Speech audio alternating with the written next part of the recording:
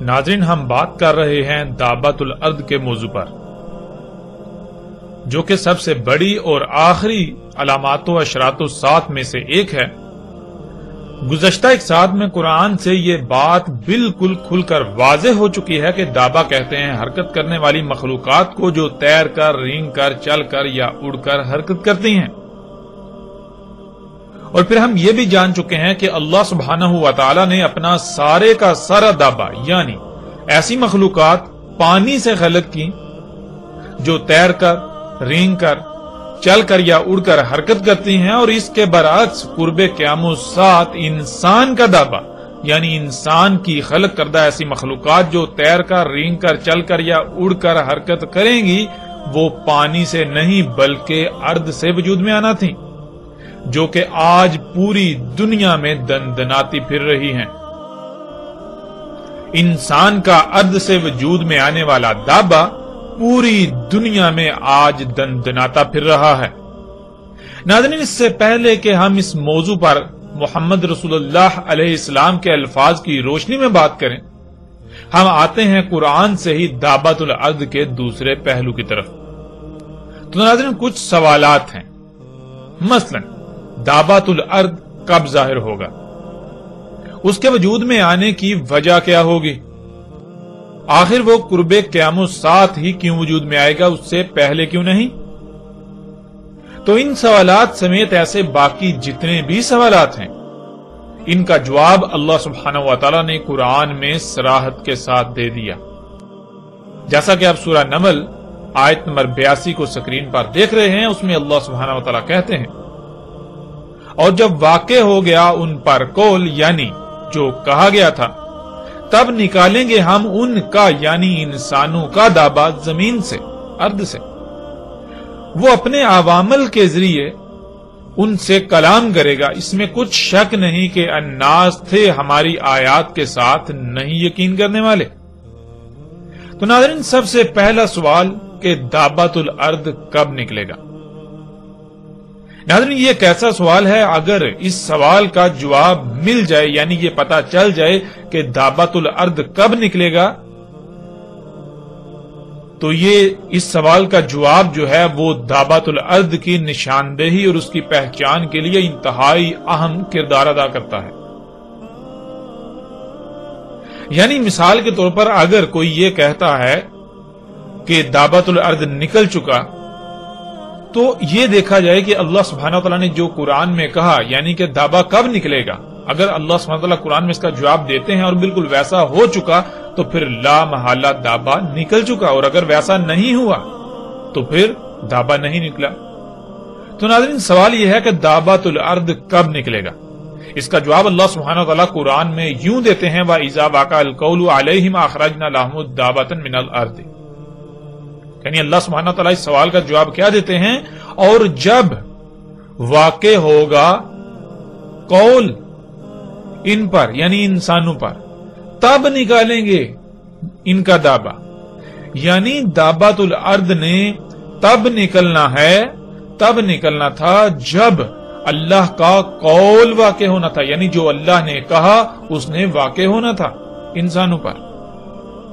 ناظرین، اللہ سبحانہ و تعالی نے بالکل واضح کر دیا کہ جب ان پر یعنی انسانوں پر اللہ کا قول واقع ہوگا تب دابۃ الارض نکلے گا۔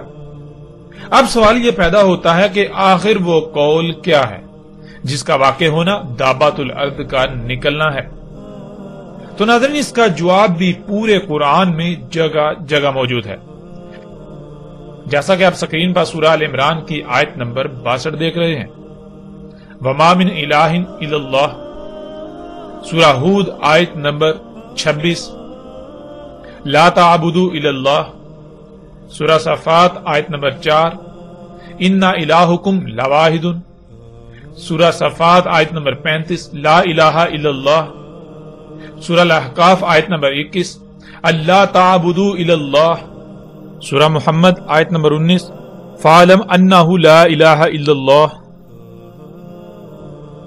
تو ناظرین آپ نے یہ آیات دیکھی، ان کے علاوہ بھی قرآن میں درجنوں ایسی آیات موجود ہیں جن میں اللہ سبحانہ و تعالی نے بار بار یہی کہا کہ لا الہ الا اللہ، لا الہ الا اللہ۔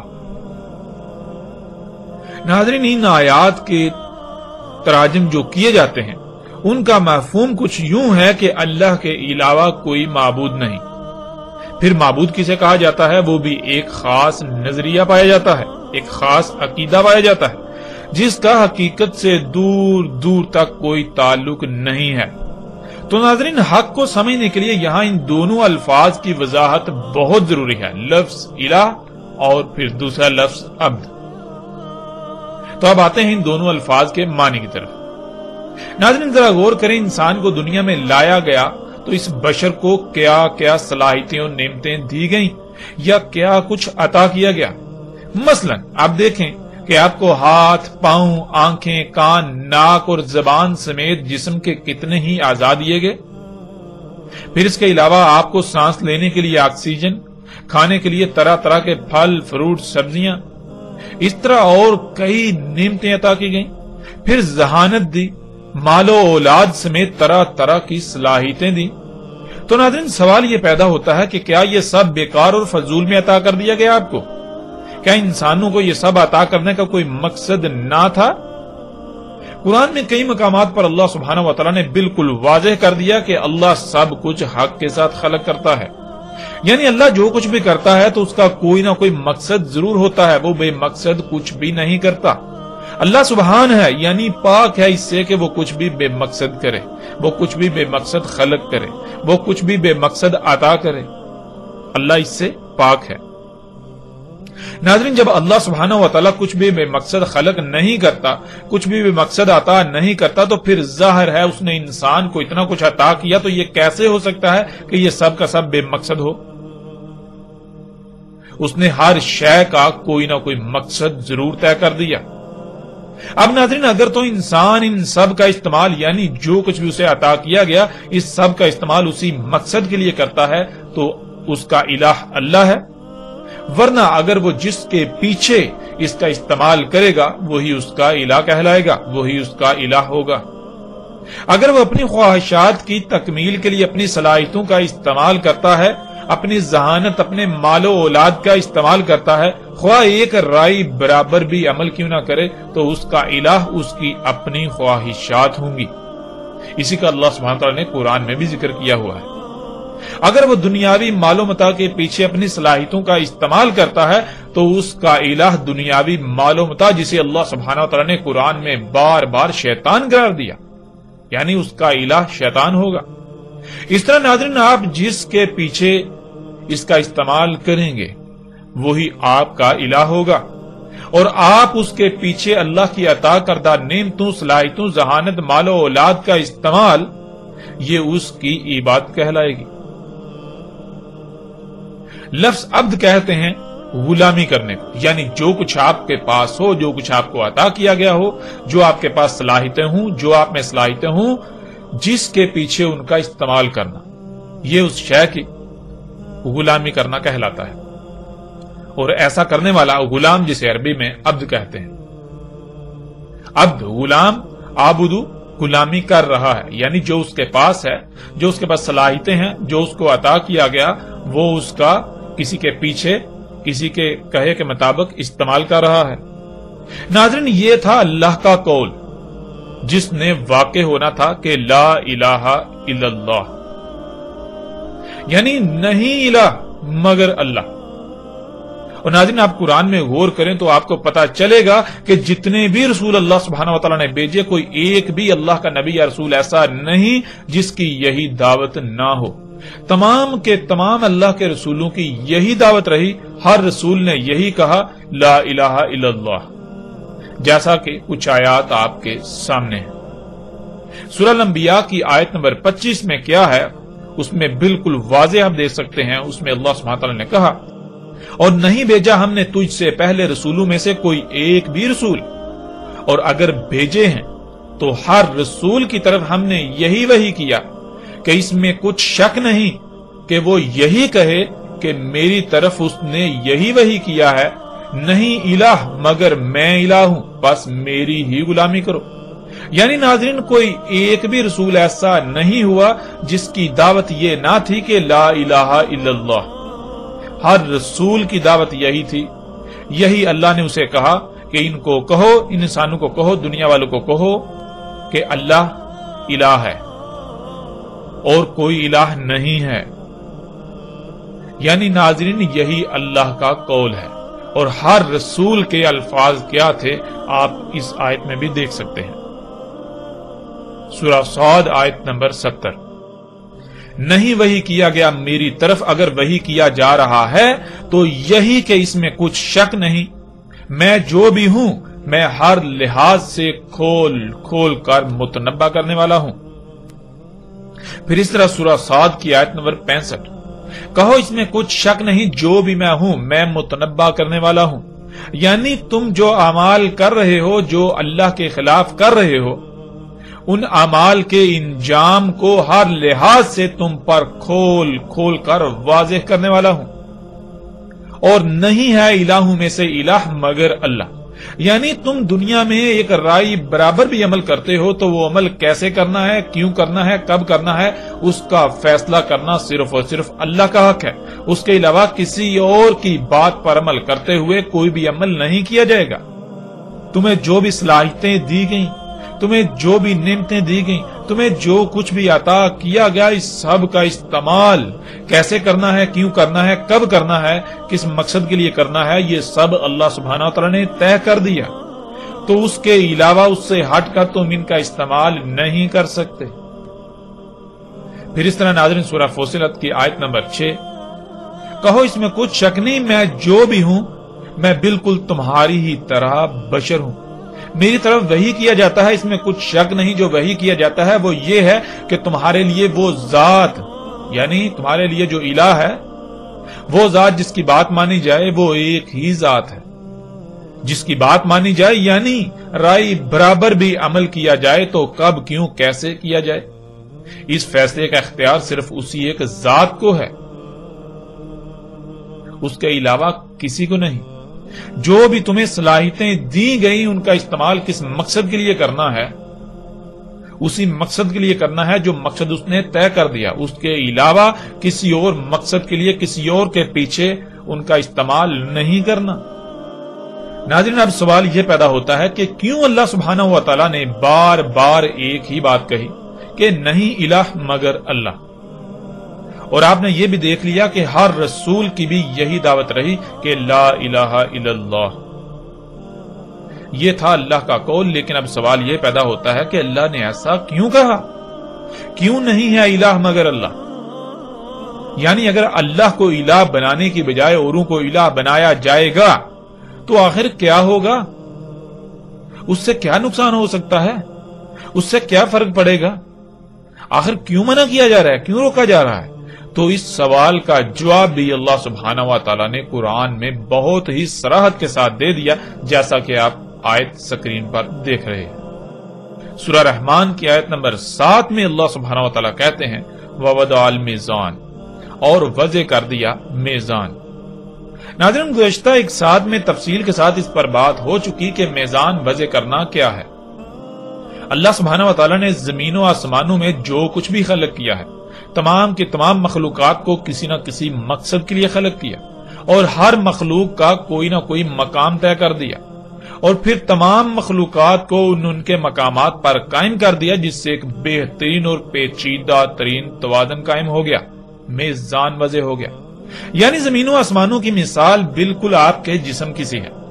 جیسے آپ کا جسم لا تعداد مخلوقات کا مجموعہ ہے، آپ کے جسم کا کچھ حصہ ظاہر اور کچھ چھپا ہوا پوشیدہ ہے، یعنی جسے عربی میں غیب کہتے ہیں، بالکل یہی مثال زمین و آسمانوں اور ان میں موجود تمام مخلوقات کی۔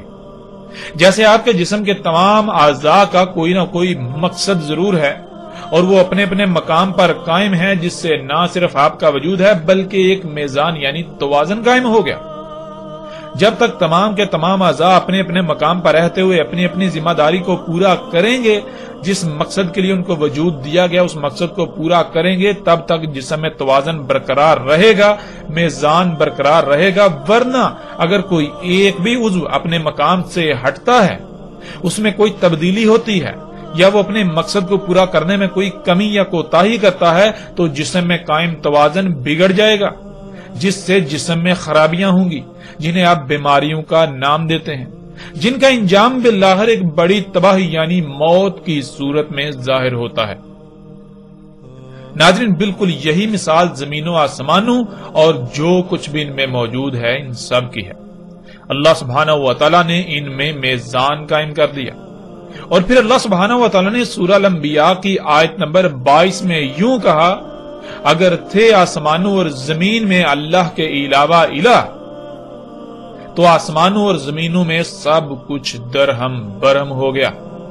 یعنی آسمانوں اور زمینوں میں اللہ نے تمام مخلوقات کو کسی نہ کسی مقصد کے لیے خلق کیا ہے، اور سب کو ان کے مقامات پر ان کی ذمہ داری پر لگا دیا۔ اب تمہیں جو صلاحیتیں دی گئیں یا جو کچھ بھی تمہیں عطا کیا گیا، سب کا اللہ نے مقام طے کر دیا، اللہ نے سب کا ہر شے کا مقصد طے کر دیا۔ اگر تم ان کا استعمال یا انہیں اللہ کے طے کردہ مقام سے ہٹاؤ گے تو آسمانوں اور زمینوں میں سب بگڑ جائے گا، آسمانوں اور زمینوں میں بگاڑ ہو کر سب کچھ تباہیوں کا شکار ہو جائے گا۔ ناظرین، یہی وہ وجہ تھی جس وجہ سے اللہ سبحانہ و تعالیٰ نے کہا کہ کوئی ایک بھی رسول نہیں بھیجا، اگر بھیجے یعنی جتنے بھی رسول بھیجے تو ہر ایک کو یہی وحی کیا کہ ان کو کہو لا الہ الا اللہ۔ کیوں ایسا کہا؟ اس لیے کہ اگر اللہ کو الہ نہیں بناؤ گے، اوروں کو الہ بناؤ گے، تو زمین و آسمانوں میں اللہ کا قائم کردہ توازن بگڑ جائے گا، یوں سب کچھ درہم برہم ہو جائے گا۔ ناظرین، گزشتہ اقوام کو بھی یہی کہا گیا اور موجودہ قوم کو بھی یہی کہا گیا، لیکن نہ ہی گزشتہ قومیں اپنے مفسد اعمال سے باز آئیں، اللہ کے علاوہ اوروں کو الہ بنانے سے باز آئیں، اور نہ ہی موجودہ قوم باز آ رہی ہے، جیسا کہ آپ آیات میں دیکھ سکتے ہیں۔ اللہ سبحانہ و تعالیٰ سورہ الاحقاف کی آیت نمبر 3 میں کہتے ہیں، نہیں خلق کیا ہم نے آسمانوں یعنی زمین کے گرد گیسوں کے ساتھ تہ در تہ حصار کو، اور نہ زمین کو، اور نہ ہی وہ جو کچھ بھی ان کے درمیان ہے، اور اگر خلق کیا ہے تو حق کے ساتھ، یعنی ان سب کی تخلیق کا کوئی نہ کوئی مقصد ہے، اور سب کو جس مقصد کے لیے خلق کیا، خلق کر کے انہیں ان کے مقامات پر قائم کر دیا تاکہ اس مقصد کو پورا کریں جس مقصد کے لیے انہیں خلق کیا، اور یوں آسمانوں اور زمینوں میں وضع کردہ توازن برقرار رہے۔ اور اگر ان میں سے کسی ایک بھی مخلوق کو اس کے مقام سے ہٹایا جائے گا تو آسمانوں اور زمینوں میں بگاڑ پیدا ہوگا اور نتیجہ تن تباہیاں آئیں گی، کیونکہ ہم نے ہر عمل کا رد عمل بھی خلق کیا ہے، اور وہ لوگ جو اس دعوت کو، ان باتوں کو تسلیم کرنے سے عملاً انکار کر رہے ہیں، ان کو ان کے ایسے اعمال سے متنبہ کیا جاتا ہے، اور وہ اس متنبہ کرنے کے باوجود، ان حقائق کو سامنے آنے کے باوجود، ہر لحاظ سے کھل جانے کے باوجود کوئی اہمیت نہیں دیتے، ان حقائق کو نظر انداز کرتے ہیں۔ ناظرین، یہ تھا اللہ کا قول کہ لا الہ الا اللہ، اور اگر تھے آسمانوں اور زمینوں میں اللہ کے علاوہ اور الہ، تو پھر کیا ہوتا؟ تو آسمانوں اور زمینوں میں سب کچھ درہم برہم ہو گیا، ان میں فساد ہو گیا، پھر طرح طرح کی بیماریاں، مصیبتیں، تکالیف، تباہیاں، آندیاں، طوفان، زلزلے، انسانوں کا تقسیم در تقسیم ہو کر ایک دوسرے کی گردنیں مارنا، جنگ و جدل، نفرتیں، دشمنیاں، کیا یہ سب نہیں ہو گیا؟ یہ سب ہو گیا۔ یعنی ناظرین اللہ سبحانہ و تعالی نے کہا کہ اگر تم ان تمام اشیاء کو جو تمہیں دی گئیں، جو کچھ بھی تمہیں عطا کیا گیا، جو کچھ بھی زمین و آسمانوں میں ہے، اگر انہیں ان کے مقامات پر نہیں رکھتے جو مقام اللہ نے تجویز کر دیا، بلکہ اللہ کے علاوہ کسی دوسرے کی مرضی کے مقام پر ان اشیاء کو، ان سب کو رکھتے ہو، ان میں سے کسی کو بھی رکھتے ہو، اپنی صلاحیتوں کا استعمال کرتے ہو، تو پھر یہ بات پہلے سے طے شدہ ہے کہ پھر سمجھ لو کہ ایسا ہو چکا، زمین و آسمانوں میں سب کچھ بگڑ چکا، تم طرح طرح کی بیماریوں، تباہیوں اور ذلتوں کا شکار ہو چکے، اور بالآخر تمہارا وجود مٹ جائے گا، جیسے تم سے پہلے جو قومیں زمین پر آباد تھیں ان کا وجود مٹ چکا۔ ناظرین اللہ سبحانہ و تعالیٰ نے قرآن میں جگہ جگہ اس بات کی وضاحت کر دی کہ اللہ سبحانہ و تعالیٰ نے زمین و آسمانوں میں میزان قائم کیا، ہر سطح پر توازن قائم کر دیا، یہ کائنات بالکل ایک مشین کی مانند ہے۔ اس کی مثال انسانی جسم کسی ہے، اگر اس کائنات میں کسی ایک بھی مخلوق کو اس کے مقام سے ہٹایا جائے گا تو نتیجتاً فساد ہوگا، اور بالآخر وہ فساد طرح طرح کی تباہیوں کی صورت میں ظاہر ہوگا۔ اس لیے اللہ سبحانہ و تعالیٰ نے بار بار یہی حکم دیا کہ لا الہ الا اللہ، کیونکہ اللہ سبحانہ و تعالیٰ نے اس کائنات کو ایسے خلق کیا کہ اگر انسان اپنی حدود سے باہر نکلتا ہے، اپنی حدود سے تجاوز کرتا ہے، تو لامحالہ حادثاتی طور پر اس کے سامنے وہ قوانین کھلتے جائیں گے، وہ مخلوقات اس پر ظاہر ہوتی جائیں گی جو انسان سے چھپا دیے گئے، اور انسان ان متشابہات کے پیچھے بڑھتے ہوئے اس مقام پر پہنچ جائے گا جہاں سے واپسی ناممکن ہوگی، جیسا کہ آج انسان جس مقام پر پہنچ چکا ہے، جیسے کہ ماضی میں 6 قومیں اس کا شکار ہو چکی، اور موجودہ قوم دنیا میں آباد موجودہ انسان بھی اس مقام پر پہنچ چکے۔ ناظرین یہ تھا وہ اللہ کا قول، اور قول کا واقع ہونا کیا تھا؟ قول کا واقع ہونا یہ تھا کہ جب انسان نہیں مانے گا، وہ کہے گا کہ نہیں ایسا کچھ بھی نہیں ہے، بلکہ یہ سب تو ترقی ہے، ہمیں تو ترقی کرنی ہے، ہم فطرت پر انحصار نہیں کر سکتے، فطرت پر انحصار کریں گے تو ہماری رفتار بہت سست رہے گی، لیکن ہم تو تیز رفتاری چاہتے ہیں، اس لیے ہمیں اپنی ضروریات کی اشیاء خود خلق کرنی ہے۔ تو جب وہ ایسا کرنا شروع کرے گا، فطرت میں مداخلت شروع کرے گا، تو پھر قول واقع ہو جائے گا، یعنی پھر وہ سب ہوگا جس سے اللہ نے اپنے رسولوں کے ذریعے متنبہ کیا کہ زمین و آسمانوں میں خرابیاں ہوں گی، سب کچھ درہم برہم ہو جائے گا، فساد ہوگا، تباہیاں آ جائیں گی، بیماریاں، مصیبتیں، تکلیفیں، زلزلے آ جائیں گے، تمہیں ہر طرف سے گھیر لیں گے، تمہارا وجود مٹ جائے گا۔ اسی دوران انسان آگے بڑھتا بڑھتا اس مقام پر پہنچ جائے گا کہ دابا خلق کر بیٹھے گا، یعنی اللہ کے دابا کے برعکس اپنی سواری کی حاجت کو پورا کرنے کے لیے اپنا تیز ترین تیز رفتار دابا خلق کر بیٹھے گا۔ یعنی اللہ سبحانہ و تعالیٰ نے جب سب کچھ قدر کے ساتھ، مطلب کہ پورے علم اور حکمت، حساب کتاب کے ساتھ خلق کیا ہے، تو پھر جب انسان اللہ کے اس قول کے خلاف چلیں گے، اپنی حدود سے باہر نکلیں گے، فطرت میں مداخلت شروع کر دیں گے، تو لامحالہ پھر یہ طے ہے کہ دابا نکلے گا، یعنی حادثاتی طور پر قوانین فطرت انسان پر کھلتے چلے جائیں گے، اور وہ ان پر عمل کرتا ہوا اس مقام پر پہنچ جائے گا کہ تیز ترین سواری کے ذرائع سامنے آ جائیں گے۔ ناظرین اس پر الگ سے انا علینا بیانہ کے تحت مزید اور مکمل تفصیلات کے ساتھ بات کریں گے، لیکن اب تک یہ بات بالکل واضح ہو چکی کہ اللہ کا قول کیا تھا اور قول کا واقع ہونا کیا تھا۔ اور ناظرین آج آپ غور کریں کہ کیا قول واقع نہیں ہو چکا؟ کیا انسان نے اللہ کے علاوہ اوروں کو الہ نہیں بنایا؟ اس کے نتیجے میں اس زمین اور اس کے گرد 7 تہ در تہ گیسوں کے حصار جو کہ زمین کے 7 آسمان ہیں، ان سب میں فساد نہیں ہو چکا؟ ان میں خرابیاں نہیں ہو چکی؟ وہ درہم برہم نہیں ہو چکے؟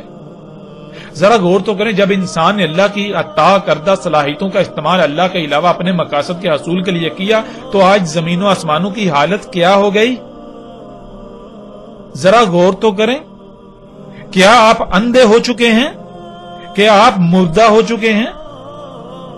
ذرا غور تو کریں، طرح طرح کی بیماریاں، مصیبتیں، تکالیف، سیلاب، آندیاں، طوفان، سونامی، زلزلے، بھوک افلاس، جنگیں، قتل و غارت گری، فراڈ، خوراک کی قلت، آسمان کا پھٹ جانا، زمین کے گرد آکسیجن پر مشتمل پہلا آسمان طرح طرح کی زہریلی گیسوں سے بھر چکا، جس کی وجہ سے طرح طرح کی مصیبتوں کا سامنا کرنا پڑ رہا ہے زمین کی تمام مخلوقات کو۔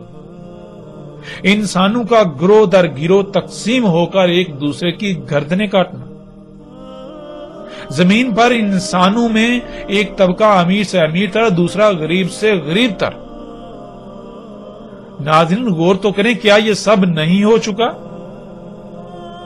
کیا پوری دنیا آج ان سب کی لپیٹ میں نہیں آ چکی؟ یہ سب تو اللہ کے قول کا واقع ہونا تھا، اور ناظرین اللہ کا قول تو کب کا واقع ہو چکا ہے، لیکن دابا نہیں نکلا۔ یہ کیسے ہو سکتا ہے؟ ایسا کیسے ہو سکتا ہے کہ اللہ کا قول واقع ہوئے بھی ایک عرصہ ہو گیا، پوری دنیا اس کی لپیٹ میں ہے اور دابا نکلا ہی نہیں؟ یہ کیسے ہو سکتا ہے؟ ناظرین اس پہلو سے بھی بالکل واضح ہو گیا کہ آج نہ صرف اللہ کا قول واقع ہو چکا ہے، بلکہ قول کے واقع ہونے پر جس دابا کا نکلنا تھا وہ آج پوری دنیا میں دندناتا پھر رہا ہے۔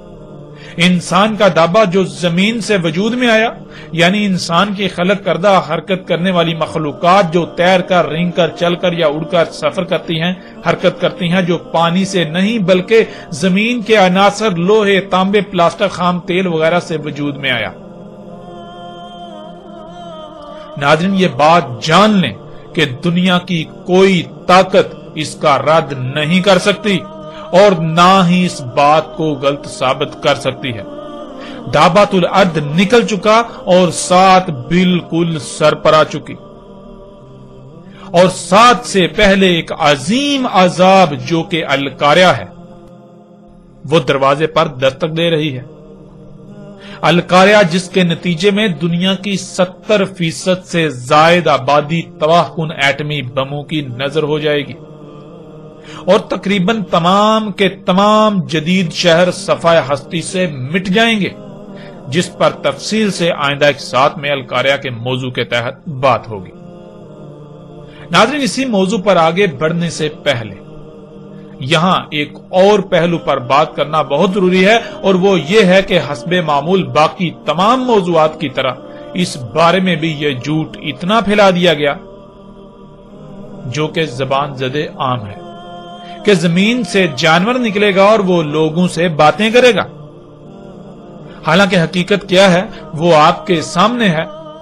اب بات کرتے ہیں کہ وہ لوگوں سے کلام کرے گا، انسانوں سے کلام کرے گا، جس کے بارے میں یہ پھیلا دیا گیا کہ وہ لوگوں سے باتیں کرے گا، اور اس کی بنیاد قرآن کی یہی آیت ہے، وَإِذَا وَقَعَ الْقَوْلُ عَلَيْهِمْ أَخْرَجْنَا لَهُمُ دَابَّةً مِنَ الْأَرْضِ تُكَلِّمُهُمْ أَنَّ النَّاسَ كَانُوا بِآيَاتِنَا لَا يُوقِنُونَ، اور جب واقع ہو گیا ان پر جو کہا گیا تھا، نکالیں گے ہم ان کا دابا زمین سے، وہ اپنے عوامل کے ذریعے ان سے کلام کرے گا، اس میں کچھ شک نہیں، الناس تھے ہماری آیات کے ساتھ نہیں یقین کرنے والے۔ ناظرین اس آیت کی بنیاد پر یہ کہا جاتا ہے کہ دابا لوگوں سے باتیں کرے گا، لیکن سوال یہ پیدا ہوتا ہے کہ کیا باتیں کرے گا؟ یہ آج تک نہیں بتایا گیا۔ حالانکہ آیت میں تو بالکل واضح ہے کہ وہ جو کلام ہوگا، دابا کا کلام کیا ہوگا؟ کلام یہ ہوگا وہی جو اللہ نے کہا تھا، جس کا وہ انسان یقین نہیں کر رہے تھے، وہ ان کے سامنے ہوگا، وہ اس کا کلام ہوگا۔ ناظرین اس آیت میں لفظ تکلمہم آیا ہے، جس کا ترجمہ یہ کر دیا جاتا ہے کہ وہ لوگوں سے باتیں کرے گا۔ حقیقت کیا ہے اب بات کرتے ہیں اس پر، اور حقیقت کھول کر ہر لحاظ سے آپ کے سامنے رکھتے ہیں۔ ناظرین اس سے پہلے کہ اس کے کلام کرنے کی طرف آئیں، پہلے یہ جاننا بہت ضروری ہے کہ وہ کلام ہے کیا، یعنی وہ کلام ہے کیا جو دابۃ الارض سے مشروط ہے۔ اس سوال کا جواب اللہ سبحانہ و تعالیٰ آیت کے اگلے حصے میں ہی دے دیتے ہیں، ان الناس کانوا بآیاتنا لا یوقنون۔ اس میں کچھ شک نہیں، انسان تھے ہماری آیات سے نہیں یقین کرنے والے۔ یعنی بالکل آسان الفاظ میں یہ کہ اللہ سبحانہ و تعالیٰ نے قرآن میں بار بار یہ کہا کہ زمین و آسمانوں میں تمام کی تمام مخلوقات اللہ کی آیات ہیں، اور ان میں سے ایک بڑی تعداد کو انسان سے چھپا کر رکھ دیا، جنہیں انسان دیکھ نہیں سکتا، سن نہیں سکتا، محسوس نہیں کر سکتا۔ یعنی اس کائنات میں لاتعداد مخلوقات ایسی ہیں جو انسان سے چھپا دی گئی تھی، مگر اس کا مطلب ہرگز یہ نہیں ہے کہ ان کی تخلیق کا کوئی مقصد نہیں تھا، بلکہ زمین و آسمانوں میں جتنی بھی مخلوقات ہیں جو کہ اللہ کی آیات ہیں، سب کی تخلیق کا کوئی نہ کوئی مقصد ہے۔ تمام کی تمام ایک وجود میں اعضاء کی حیثیت رکھتی ہیں۔ جب تک یہ تمام اپنے اپنے مقام پر رہتے ہوئے اپنی اپنی ذمہ داری پوری کریں گی تو پورا وجود ٹھیک رہے گا، یعنی زمین و آسمان ٹھیک رہیں گے، ان میں کوئی خرابی نہیں ہوگی، اور انسانوں سمیت تمام مخلوقات ہر طرح سے محفوظ اور سلامت رہیں گی۔ لیکن اگر کسی بھی مخلوق جو کہ اللہ کی آیت ہے کو اس کے مقام سے ہٹا دیا جائے گا، اس میں چھیڑ چھاڑ کی جائے گی، اس میں تبدیلی کی جائے گی، اس کا مقام بدلا جائے گا، تو پھر اللہ کے قائم کردہ توازن میں، میزان میں بگاڑ ہو جائے گا، جس کا نتیجہ تباہیوں کی صورت میں تمہارے سامنے آئے گا، اور پھر نقصان تمہارا اپنا ہی ہوگا۔ اس بات کو اللہ سبحانہ وتعالی نے پورے قرآن میں بار بار بیان کیا، اور ناظرین پورے کے پورے قرآن کا نقطہ محور بھی یہی ہے، لیکن اس کے باوجود انسانوں نے اللہ کی آیات کا یقین نہیں کیا، یعنی کہ اس بات کا یقین نہیں کیا کہ ان کے ساتھ اگر اللہ کی آیات کے ساتھ چھیڑ چھاڑ کی جائے گی تو ایسا ہوگا۔ انہوں نے مانا ہی نہیں اس بات کو، اس کے اوپر یقین ہی نہیں کیا۔ انسانوں نے اس سے پہلے اللہ کی آیات کا یقین نہیں کیا تھا۔ انہوں نے اپنے اعمال سے یہی دعویٰ کیا کہ نہیں، فطرت میں چھیڑ چھاڑ کرنے، فطرت میں تبدیلیاں کرنے، یعنی اللہ کی آیات جو کہ تمام کی تمام مخلوقات ہیں، ان میں پنگے لینے سے کچھ بھی نہیں ہوگا۔ تو ناظرین یہی بات اللہ نے کہی کہ تم اللہ کی آیات کا یقین نہیں کرتے تھے، لیکن جب دابا نکلے گا تو اس کا کلام یہی ہوگا کہ دیکھو تم یقین نہیں کرتے تھے، یعنی اس بات کو، یہ جو ابھی تم اپنی آنکھوں سے دیکھ رہے ہو، اس کا یقین نہیں کرتے تھے اس سے پہلے۔ جب دابا نکلے گا تو اس کا کلام یہی ہوگا کہ دیکھو تم یقین نہیں کرتے تھے نا۔ جب تم نے یقین نہ کیا اور اللہ کی آیات میں پنگے لیے تو وہی ہو گیا جس کا تم یقین نہیں کرتے تھے۔ ناظرین یہ تھا دابا کا کلام۔ اب سوال یہ پیدا ہوتا ہے کہ دابا کس طرح ایسا کہے گا؟ کیا جس طرح دو انسان، دو شخص آپس میں ایک دوسرے سے گفتگو کرتے ہیں، اس طرح سے وہ بات کرے گا، اس طرح کلام کرے گا، یا پھر کسی اور طریقے سے؟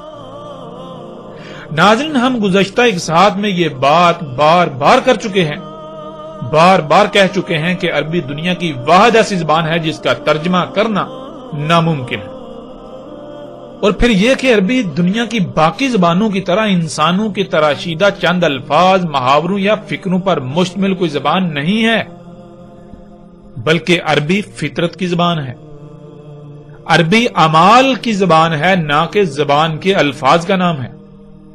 کائنات کی ہر مخلوق، ہوا وہ جاندار ہو یا بے جان، تمام کی تمام مخلوقات، یہاں تک کہ اس کائنات کا ذرہ ذرہ کلام کرتا ہے، لیکن اس کی زبان عربی ہے، اور عربی وہ نہیں جسے آج عربی کا نام دیا جاتا ہے، بلکہ عربی نہ صرف فطرت کی زبان ہے بلکہ عربی اعمال کی زبان ہے۔ اور ناظرین غور کریں، محمد علیہ السلام وہ نہ تو عربی پڑھ سکتے تھے اور نہ ہی عربی لکھ سکتے تھے، تو پھر کیسے ان کے ساتھ اس کائنات کی مخلوقات کلام کرتی تھیں؟ پھر کیسے ان کے اوپر اتنے اتنے بڑے راز کھلے؟ غور تو کریں۔ یعنی کہ اگر عربی اسے کہا جاتا ہے جسے آج آپ عربی کہتے ہیں، جی یہ جو لکھی اور پڑھی جاتی ہے، تو یہ تو محمد علیہ السلام کو بھی نہیں آتی تھی۔ لہذا ناظرین عربی یہ نہیں ہے، عربی اعمال کا نام ہے، عربی پریکٹیکل کا نام ہے، عربی اعمال کی زبان ہے، عربی فطرت کی زبان ہے۔ اس لیے ناظرین اب آپ کو بالکل واضح ہو جائے گا کہ دابا کا کلام کرنا کیا ہے۔ جب آپ نے عربی کی اہمیت اور حیثیت کو سمجھ لیا تو پھر آپ کو بہت آسانی سے یہ بات بھی سمجھ آ جائے گی کہ دابا کا کلام کرنا کیا ہے۔ اسے ایک مثال سے سمجھ لیجئے۔ مثلا آپ کو سفر کی حاجت پیش آ جاتی ہے، موسم انتہائی گرم ہے اور سفر کئی 100 کلومیٹر لمبا ہے۔ آپ کے سامنے ایک طرف لینڈ کروزر کھڑی ہے، عالی شان گاڑی، اور دوسری طرف ایک اعلی نسل کا تیز رفتار گھوڑا کھڑا ہے۔ تو ناظرین آپ سے سوال ہے کہ آپ سفر کے لیے کس کا انتخاب کریں گے؟ آپ کا فوراً جواب یہی ہوگا کہ لینڈ کروزر۔ اب اگر آپ سے سوال کیا جائے کہ کیوں آپ نے گھوڑے کا انتخاب کیوں نہیں کیا، تو آپ جواب دیں گے دیکھو اتنی شدید گرمی اور اوپر سے کئی سو کلومیٹر لمبا راستہ اگر گھوڑے پر جاؤں گا تو نہ صرف بہت زیادہ وقت لگے گا بلکہ رستے میں گھوڑے کی خوراک اور پانی کا خیال رکھنا پڑے گا، رستے میں گرمی سے جلس جاؤں گا، طرح طرح کے مصائب کا سامنا کرنا پڑے گا، تھکاوٹ سے چور ہو جاؤں گا۔ اس طرح آپ کو وہ درجنوں خامیاں گنوانا شروع کر دے گا، یعنی آپ درجنوں خامیاں گنوانا شروع کر دیں گے۔ اور اس کے برعکس آپ جب لینڈ کروزر کی بات کریں گے تو آپ اس کی تعریفوں کے پل باندھنا شروع کر دیں گے کہ اس سے نہایت تیز رفتاری سے سفر ہوگا، ایئر کنڈیشنر آن رکھوں گا، گرمی کا احساس تک نہ ہوگا، انتہائی آرام دہ اور پرسکون سفر ہوگا۔ اب ناظرین ذرا غور کریں اس بات پر، آپ کو یہ کس نے کہا جو آپ نے گھوڑے کے بارے میں کہا، اور پھر اس کے برعکس جو لینڈ کروزر کے بارے میں آپ نے باتیں کی، یہ سب باتیں آپ کو کس نے بتائیں؟ ظاہر ہے گھوڑے میں جو خامیاں و خوبیاں ہیں وہ گھوڑے کے اعمال سے ہی پتہ چلی، یعنی گھوڑے نے آپ کو اپنے اعمال کی صورت میں اپنی خامیاں و خوبیاں بتائیں، بالکل ایسے ہی جیسے کہ ایک گونگا شخص اشاروں سے یا اعمال کی صورت میں اپنی بات کسی دوسرے کو بتاتا ہے، وہ کلام کرتا ہے، بالکل اسی طرح یا ایسے ہی لینڈ کروزر نے آپ کو بتایا کہ مجھ میں یہ خوبیاں ہیں، میں اتنی تیز رفتاری سے سفر کرتی ہوں، مجھ میں گرمی کا توڑ ایئر کنڈیشنر موجود ہے۔ اور لینڈ کروزر نے آپ کو زبان سے نہیں بلکہ جیسے ایک گونگا شخص اپنے اعمال یا اپنی مختلف حرکتوں کے ذریعے دوسروں سے کلام کرتا ہے، انہیں اپنی بات بتاتا ہے، بالکل اسی طرح لینڈ کروزر نے یا گھوڑے نے آپ سے کلام کیا۔ یہ ہے ناظرین عربی زبان اور عربی میں کسی بھی مخلوق کا کلام کرنا۔ جب آپ کسی شے میں غور کرتے ہیں تو اس کے نتیجے میں آپ کو حاصل ہونے والا علم وہ اس مخلوق کا آپ سے کلام ہوتا ہے۔ انسانوں کا معاملہ یہ ہے، اگر ان سے پہاڑوں کو چھپا دیا جاتا، پہاڑ اللہ کے غیر میں سے ہوتے اور پھر انسانوں کو سامنے کہا جاتا کہ پہاڑ کلام کرتے ہیں، پہاڑ بتا دیتے ہیں کہ ان میں کیا کیا موجود ہے، تو انسان یہی سمجھتے کہ جیسے ہماری زبان ہے، جیسے ہم ایک دوسرے سے بات کرتے ہیں، بالکل ایسے ہی پہاڑوں کا معاملہ ہے۔ ناظرین لیکن کیا حقیقت یہی ہوتی؟ ہرگز نہیں، ہرگز نہیں۔ حقیقت کیا ہے وہ آپ کے سامنے ہے۔ ناظرین جیسے وہ شخص جو چینی زبان نہیں سمجھتا، اس کے سامنے چینی زبان میں بات کی جائے گی تو اس کے لیے اس بات کرنے والے کی حیثیت ایسے ہی ہوگی کہ جیسے کوئی گونگا اس کے سامنے کھڑا ہے، وہ اس کی بات نہیں سمجھ سکتا۔ ناظرین بالکل ایسے ہی کائنات کی مخلوقات کا کلام وہی سمجھ سکتے ہیں جو غور و فکر کرتے ہیں۔ پہاڑ کلام کرتے ہیں، وہ بتاتے ہیں کہ ان کے اندر کیا کیا موجود ہے، لیکن پہاڑوں کا کلام انسان کی طرح زبان سے نہیں ہوتا، اور نہ ہی ہر کوئی ان کا کلام سمجھ سکتا ہے۔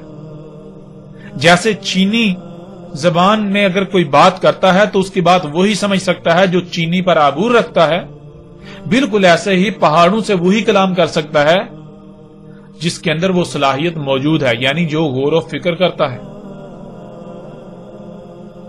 ہر کوئی ان کا کلام نہیں سمجھ سکتا، بلکہ پہاڑوں کا کلام وہ لوگ سمجھتے ہیں، وہ لوگ پہاڑوں کی بات سمجھنے کی صلاحیت رکھتے ہیں جو پہاڑوں میں غور و فکر کرتے ہیں۔ بالکل ایسے ہی ناظرین دابۃ الارض نے کلام کرنا تھا کہ دیکھو اسی کا تم یقین نہیں کرتے تھے، لو آج اپنی آنکھوں سے دیکھ لو۔ مطلب یہ کہ دابۃ الارض کا کلام اس کے اعمال کی صورت میں ہونا تھا، نہ کہ انسانوں کی طرح زبان سے۔ اور جب آیت میں آپ دیکھیں تو آیت میں تو یہ ہے کہ لا یوقنون، یعنی تم یقین نہیں لاتے تھے، تمہیں یقین نہیں تھا۔ اور پھر ہر کوئی یہ جانتا ہے کہ یقین کرنے کے لیے یا تو اتنا علم آ جانا لازمی ہے کہ بات کا انکار کرنا ناممکن ہو جائے، یا پھر کسی شے کا آنکھوں کے سامنے آ جانا، یعنی کہ آپ اپنی آنکھوں سے دیکھ لیں، اپنے کانوں سے سن لیں، یہ ہوتا ہے یقین کرنا۔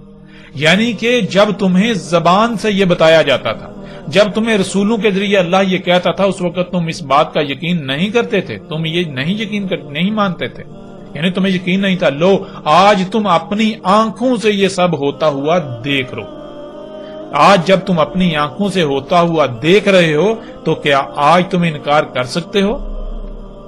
ظاہر ہے اب تو تم نے اپنی آنکھوں سے دیکھ لیا نا، اب انکار کیسے ہو سکتا ہے؟ تو ناظرین، دابۃ الارض کا کلام اس کے اعمال کی صورت میں ہونا تھا، نہ کہ انسان کی طرح زبان سے، اور اس کا ذکر تو اللہ سبحانہ و تعالیٰ نے اس آیت میں بھی کر دیا۔ تکلمہم، شروع میں تے کا استعمال ہو گیا، جس کی وجہ سے معنی یہ بن جاتے ہیں کہ پیچھے موجود عوامل کے ذریعے کلام کرے گا۔ اگر لفظ کے شروع میں تے کا استعمال نہ ہوتا تو لفظ کلمہم ہوتا، جس کے معنی براہ راست کلام کرنا کے ہوتے۔ ناظرین، آیت میں یہ نقطہ انتہائی اہم ہے، اگر آپ نے اس نقطہ پر توجہ نہ دی تو آپ بہت بڑی غلط فہمی کا شکار ہو کر دابا کے کلام کرنے کو نہیں پہچان سکیں گے۔ اسے آپ یوں بھی سمجھ سکتے ہیں کہ یہ دابا جو کہ انسانوں کے اعمال سے وجود میں آیا، یہ دابا بذات خود، اس کا وجود میں آنا اور اس کی وجہ سے زمین و آسمانوں میں اللہ کی آیات کا فساد زدہ ہونا، یہ سب ہی وہ کلام ہے جس کا اللہ نے پہلے ہی کہہ دیا تھا۔ مزید آسانی کے لیے لفظ تکلم کو سمجھ لیں، اگر شروع سے تے کو ہٹا دیا جائے تو یہ لفظ بن جائے گا کلمہم، جس کے معنی ہے جیسے ہم ایک دوسرے سے براہ راست کلام کرتے ہیں، بات کرتے ہیں، اس طرح براہ راست بات کرنا۔ اور تکلمہم یعنی شروع میں تے کا استعمال ہو جانا، شروع میں تے کا استعمال ہو گیا تو اس کے معنی یوں بن جائیں گے، مثال کے طور پر آپ ایک گاڑی انتہائی لاپرواہی سے چلا رہے ہیں اور آپ کی یہ حرکت ہی کلام کر رہی ہے، یعنی آپ کی یہ حرکت ہی بتا رہی ہے کہ اس کا انجام کیا ہونے والا ہے، یعنی اس طرح گاڑی چلانے سے گاڑی خراب ہو جائے گی، اسے ناظرین تکلم کہا جائے گا۔ تو ناظرین غور کریں، کیا دابۃ الارض آج کلام نہیں کر رہا؟ یعنی تکلمہم موجودہ انسانوں سے کلام نہیں کر رہا اپنے عوامل کے ذریعے، اور بالکل وہی نہیں کہہ رہا جو اللہ سبحانہ و تعالی نے اپنے ہر رسول کے ذریعے کہا۔ نہ صرف کہہ رہا ہے، کہہ نہیں رہا بلکہ آنکھوں کے سامنے لے آیا وہ۔ اگر دابا بھی زبان سے کہتا، جنہوں نے رسولوں کی بات پر یقین نہ کیا تو وہ دابا کی بات پر یقین کہاں کرتے؟ تو یہاں تو آیت میں تو بات کی گئی ہے یقین کرنے کی، کہ تم تب یقین نہیں کرتے تھے، لو آج تمہیں یقین ہو گیا نا، یعنی کہ اس وقت تو تمہیں صرف زبان سے کہا جاتا تھا، تم نے نہیں مانا، تمہیں یقین نہیں، آج تو تم اپنی آنکھوں سے دیکھ رہے ہو نا، اب کیسے جھٹلا سکتے ہو، اب کیسے انکار کر سکتے ہو؟ ناظرین، اِنَّ عَلَيْنَا بِيَانَهُ میں آپ پر یہ بات مزید تفصیل کے ساتھ واضح ہو جائے گی، اور آگے چل کر آئندہ موضوعات پر بھی جب بات ہوگی آئندہ ایک ساتھ میں، تو تب بھی صراحت کے ساتھ یہ بات واضح ہو جائے گی کہ اللہ سبحانہ و تعالیٰ نے زمین و آسمانوں کو گیسوں سے خلق کیا، جسے آپ مادہ کہتے ہیں، یہ سب گیسوں کو کیمیائی عوامل سے گزار کر منجمد کیا گیا۔ ناظرین، ان میں بہت سی گیسیں ایسی ہیں جو انسانوں سمیت زمین کی باقی مخلوقات کے لیے انتہائی نقصان دہ ہیں، انتہائی تباہ کن ہیں، سوائے چند ایک۔ اگر انسان فطرت میں چھیڑ چھاڑ کرتا ہے، اپنی ضروریات کو پورا کرنے کے لیے فطرت پر انحصار کرنے کے بجائے فطرت میں تبدیلیاں کر کے خود خلق کرتا ہے، جیسا کہ وہ آج کر رہا ہے، تو پھر جب مادے کو کیمیائی عوامل سے گزار کر وہ اپنی ضروریات کی اشیاء خلق کرے گا تو پھر ان سے گیسیں خارج ہوں گی۔ وہ گیسیں کہاں جائیں گی؟ ان سے کیا کیا نقصانات ہوں گے؟ ان سے زمین و آسمانوں میں کس قدر فساد ہوگا؟ یہ سب اللہ سبحانہ و تعالی نے واضح کر دیا تھا، ہر رسول نے اس کی وضاحت کر دی، لیکن انسانوں نے یقین ہی نہ کیا، اور آج یہ دعویٰ اپنے اعمال کے ذریعے آپ پر یہ سب واضح کر رہا ہے۔ اس نے یہ سب آپ کی آنکھوں کے سامنے لا رکھا، یعنی دعوے کے سامنے آنے سے یہ تمام کے تمام معاملات، یہ سب کا سب سامنے آ گیا۔